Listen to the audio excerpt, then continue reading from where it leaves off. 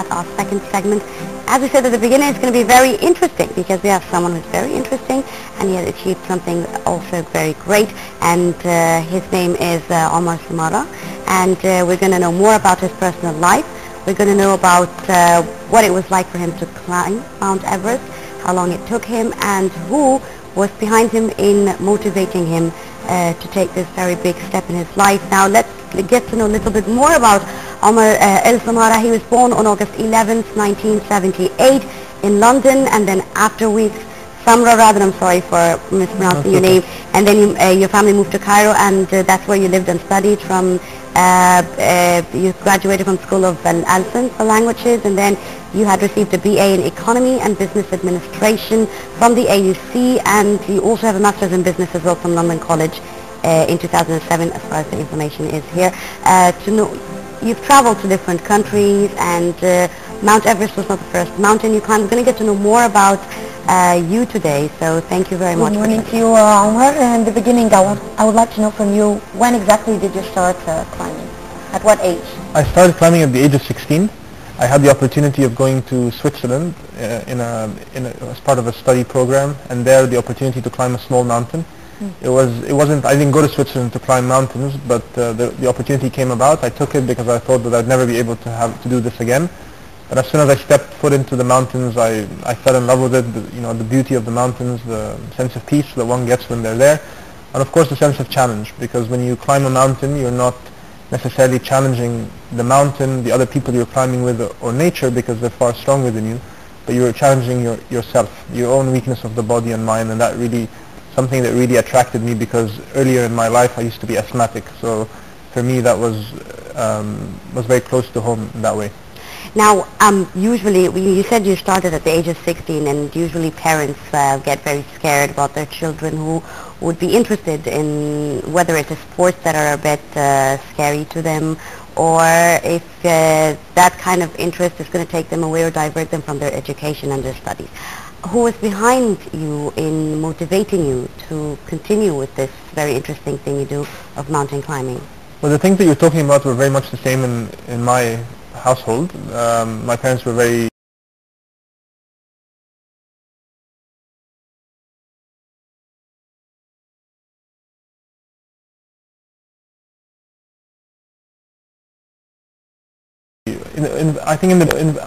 then after many years, when I kept the same dream, kept working at it, training at it, eventually they realized that this is not something that is going to go away, and they better support me. In fact, my mother was one of my biggest supporters.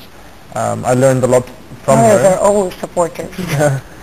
Well, not always for potentially dangerous things, but she was an inspiration for me throughout all her life. She's gone through a lot of challenges herself, and I think that taught me a lot of perseverance. And she was always a great believer that if you love someone, then you allow them to do the things that they want to do, regardless of her own needs or wishes for me to stay safe and so on. So that was always a big driver for me. Omar, you are the first Egyptian to climb Mount Everest. Tell me more about the experience. How did it feel for you? What are the challenges that you faced? Everest was always a big deal for me, because like I said, I was asthmatic at age 11, so I was very far from a sportsman or someone who can stand at the top of a mountain very high up where there's very little oxygen. So it was always, on the journey of Everest, I always had definitely two driving factors. One was to prove to myself that I could do this despite of my health issues that I faced at a younger age, and I wanted to prove that an Egyptian can stand at the top of the world, raise the Egyptian flag at somewhere that is very hostile and very remote. On the mountain itself, some people think it takes a few days to climb Everest. It took me 65 days. It usually takes anywhere between 10 and 12 weeks. And you go through really low temperatures reaching minus 50 degrees, 100-kilometer winds. 250 people in history have died trying.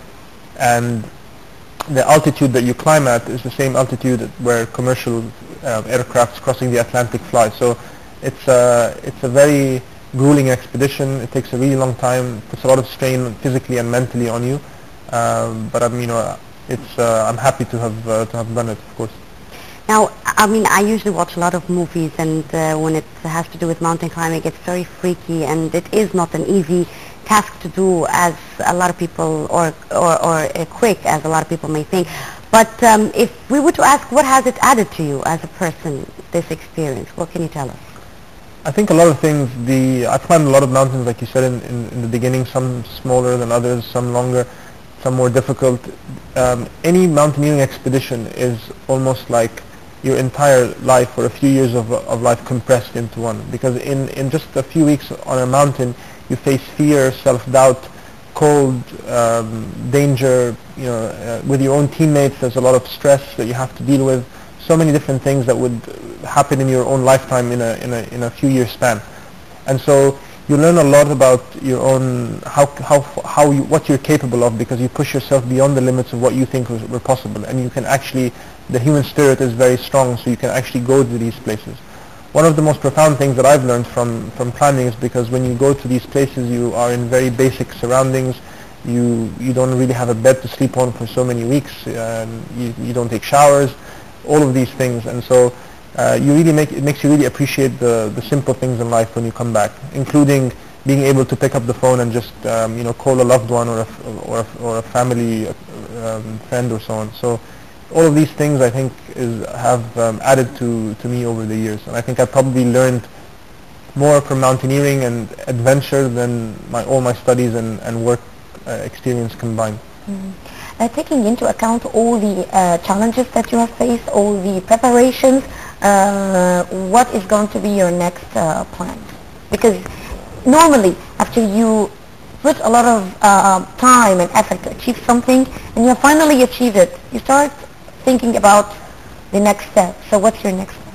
Exactly that. So after I finished Everest, it was always about what is the next thing. And then I decided very quickly to set myself a goal of doing something called the 7 Summits, which is climbing the highest mountain in every continent. That started in 2008, and I've achieved 6 out of the 7. I have one more to go. Congratulations. Thank you very much. In Alaska in May. And another thing as well that is on the cards is a competition to space, which has always been a childhood dream. I've always been a science fiction geek. And I've followed very closely over all my, throughout my whole lifetime, the progress of NASA and various space programs. And then recently, since 2007, the rise of private and commercial space tourism, and how that will change the space landscape. So for me, when that competition came about, it was a real opportunity to be able to be part of something like that. Yes, Omar, you said something very important. You said that the experience of climbing mountains have added to you as a person a lot more than what you do as a job or your education. Now, sharing your experience again, because not only does that affect you and change you as a person mentally, but also psychologically, have you thought of doing any writings in this field in particular for other people and other young adults who have this love for mountain climbing to be able to take as a motive and challenge to help them reach their goal? Actually, my biggest driving factor now for doing what I do is to be able to use those experiences to hopefully inspire and motivate others to follow their own dreams. And so for me, it's really important to be able to communicate the story, because any success story or anyone who achieves their dream, no matter what field, sharing that story is extremely powerful, because you never know who's out there listening that needs that story at the exact same time to be able to have that momentum boost.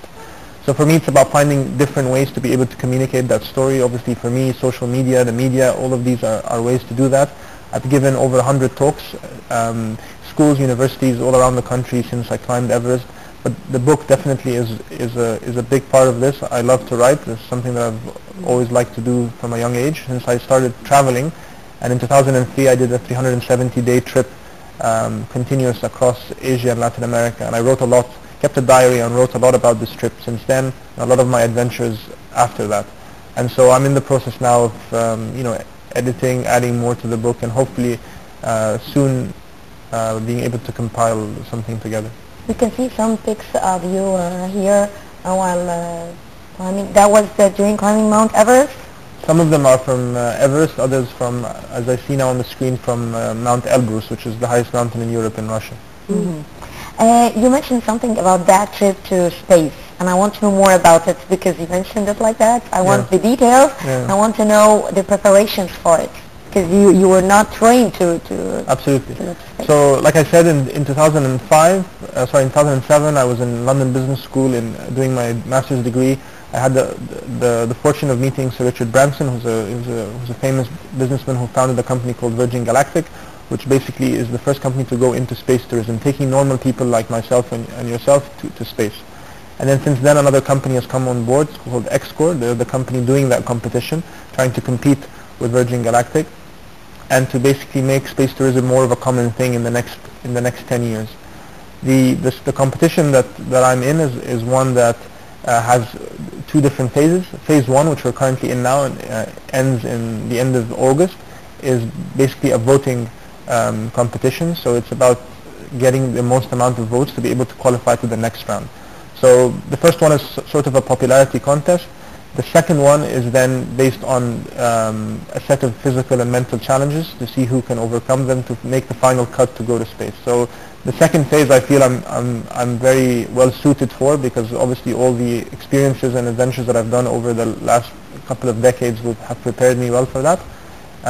But now the focus now until August is to try and get as many people to vote for me on that competition. So if you're very much interested in mountain climbing and going to space as well, and that requires you to stay away from home for a very long time, how can your family cope with that? Not only you staying away from home, but being worried all the time that, you know, they could receive a call and say, you know, something went wrong, or how do you deal with that? Well, my nuclear family, my parents, my brothers and sisters, they've come to terms with it over so many years. My wife, I've been in May I'll be married for 2 years. We actually met because of a mountain. I run an adventure travel company. We organize trips for all different levels of experiences, and actually 2.5 years ago my wife came to the company because she wanted to do an adventure of her own.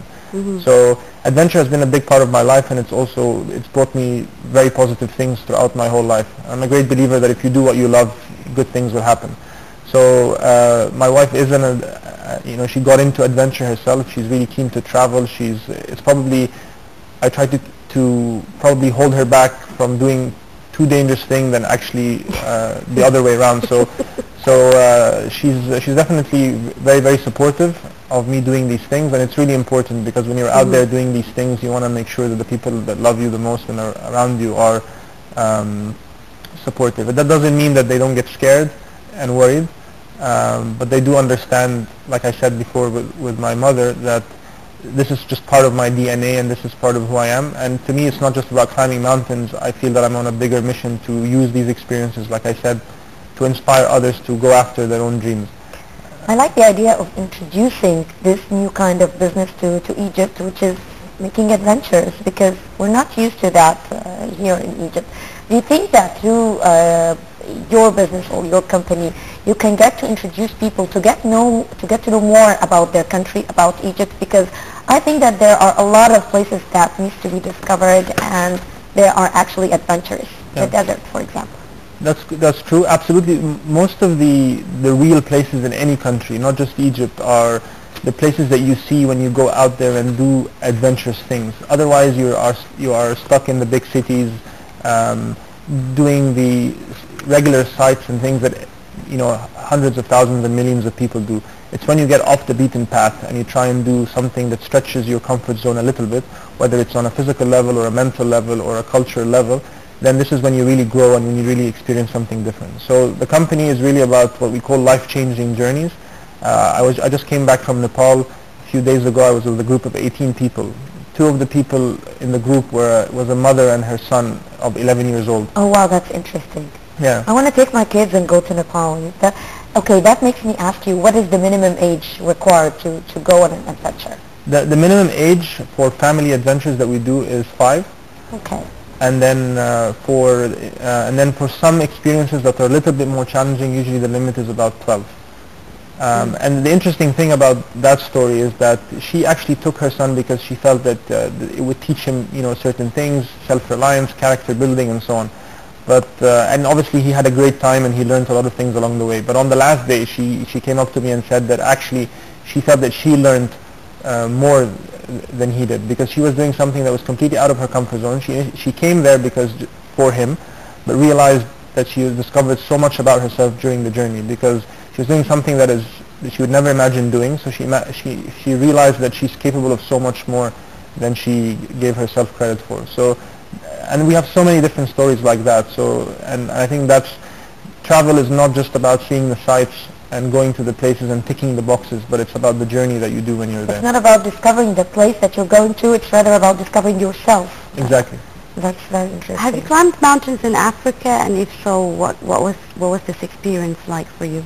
I've climbed a few mountains in Africa. The highest one was Kilimanjaro, which is the highest mountain in Africa. Yeah, I heard you on Nile FM that day. Yes. You were with the presenter, Sophie, and you were talking Yes. to him over the phone about your experience from there. You were live with him from there. That's true. So the first time I went to Kilimanjaro, that was the time that you heard, and then since then I've been back 4 more times. And actually Sophie came with me one of those times, and we in our company we created an initiative called the Right to Climb, which is it's an initiative to climb Mount Kilimanjaro, but also for the climbers that are doing it to use their own network to raise money for charity. For charity reasons. Yeah. So over the last 3 years we've raised maybe over £1 million Egyptian pounds for a specific charity in the field of special needs. So that's another way. I'm a great believer that everyone should focus on what they know best and find ways to tie their own passion and what they really know how to do with a good cause. And so that was one of the ways of doing it. And this year we'll hopefully do the same trip, but to Mount Kenya instead. Wishing you the best of luck, and perhaps through this program you could have inspired a lot of people to go on a self-discovery missions. So thank you very much, Omar and Samra, for coming today. Thanks so much, and good Thank luck you so with your much. space mission as well. That's coming soon, and of course, unfortunately, that brings us to the end of our breakfast show episode this morning. Thank you very much for joining us. I'm Yasmin Bakir and Hala Hamalawi. We were both with you to join us back again tomorrow, 8:30 a.m. Cairo local time, new edition.